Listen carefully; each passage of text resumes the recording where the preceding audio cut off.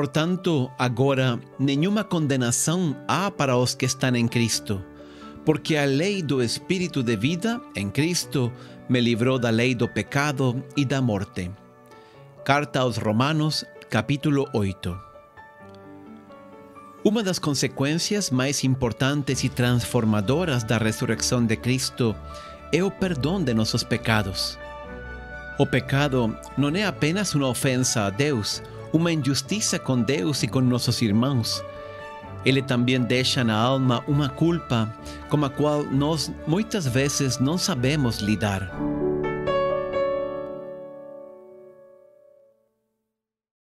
Gostaríamos de ser livres de todas as culpas, mas não sabemos como fazê-lo. A culpa é um dos sentimentos mais destrutivos que existem.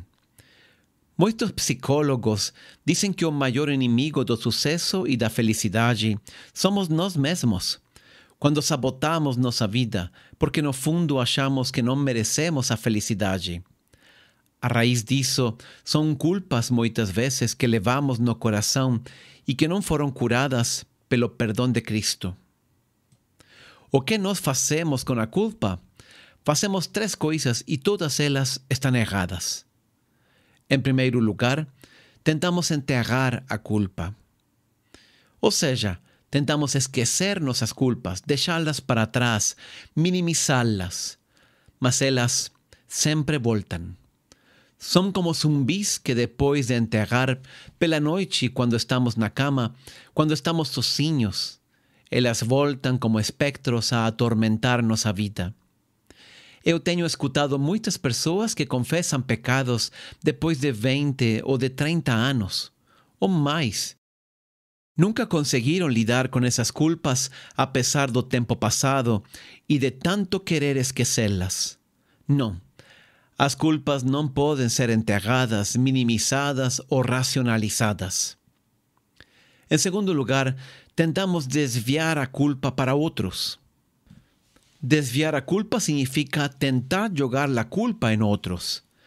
Fazemos isso quando tentamos nos justificar, dizendo que agimos sob pressão, que nós fomos só instrumentos materiais, que o verdadeiro responsável é outro.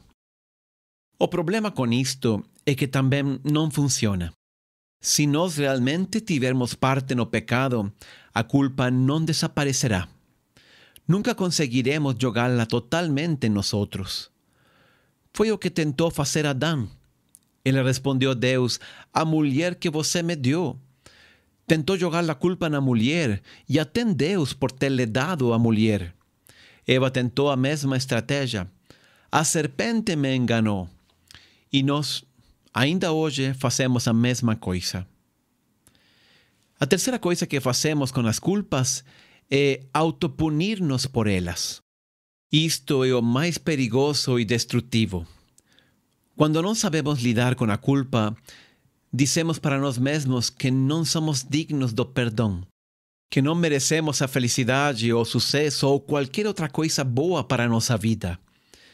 As pessoas às vezes dizem: sou eu mesma que não me perdoo.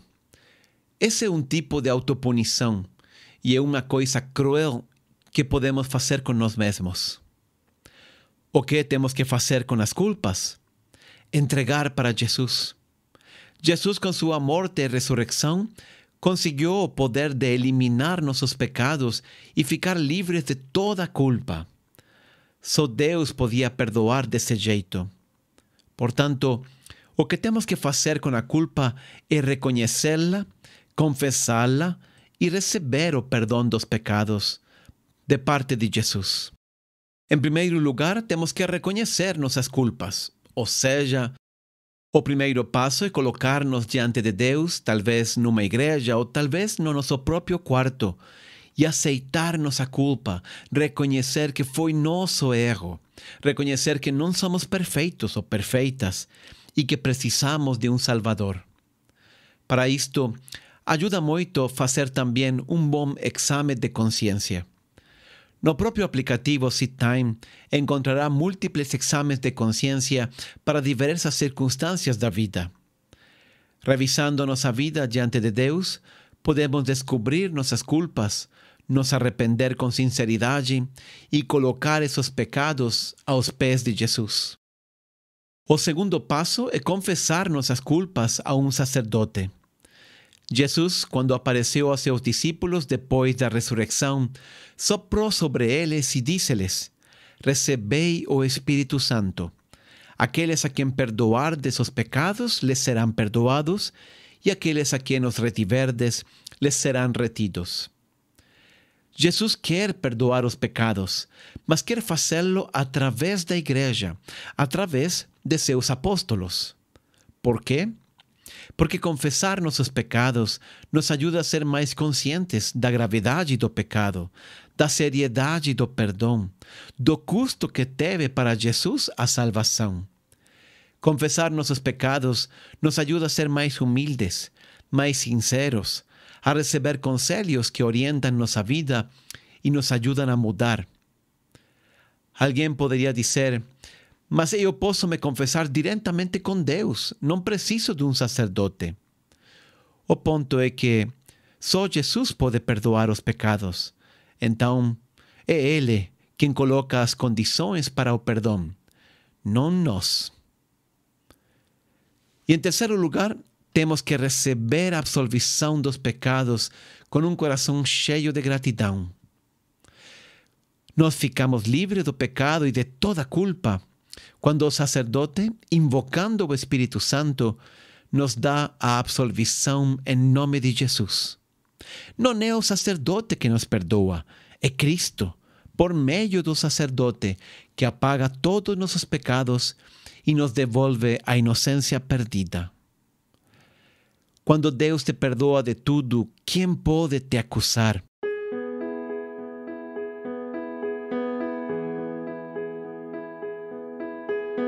O perdão de Deus nos livra de toda culpa. Quando nós perdoamos, nosso perdão é imperfeito. Perdoamos, mas não esquecemos. Temos forças limitadas para perdoar. Quando Deus perdoa, seu perdão é total e definitivo. O Salmo 103 diz: como o céu está elevado acima da terra, assim é grande a misericórdia de Deus para os que o temem. Assim como está longe o oriente do ocidente, assim afasta de nós os nossos pecados. Portanto, não diga: eu não posso me perdoar a mim mesmo, porque isso significaria desconfiar do poder de Deus, da misericórdia de Deus, é dizer a Deus: você não tem capacidade para me perdoar. Não é você que precisa se perdoar, é Deus que perdoa e livra de toda culpa sua vida. A nós toca aceitar o perdão com humildade e viver com imensa gratidão. Que Deus te abençoe.